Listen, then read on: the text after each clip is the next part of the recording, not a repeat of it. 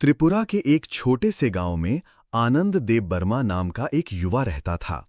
गरीब घर का था। बचपन से ही उसे अपनी जाति और संस्कृति पर गर्व था। एक दिन उसने सोचा, क्यों ना एक ऐसा लोगो बनाया जाए जो हमारी पहचान का प्रतीक हो। उसने एक यूनिक डिजाइन तैयार किया, त्रिपुरी मुकुट, एक तीर और बैम्बू के पैटर्न का संगम, जो देवबर्मा विरासत और शौर्य का प्रतीक बना। आनंदा का लोगो शुरुआत में लोगों को समझ नहीं आया। कुछ लोगों ने मजाक भी बनाया, लेकिन आनंदा ने हिम्मत नहीं छोड़ी। उसने लोगों को टी-शर्ट, पोस्टर और डिजिटल आर्ट में लगाना शुरू किया। धीरे धीरे लोग उस लोगो को अपनाने लगे। लोगो एक यूथ मूवमेंट बन गया, एक आवाज।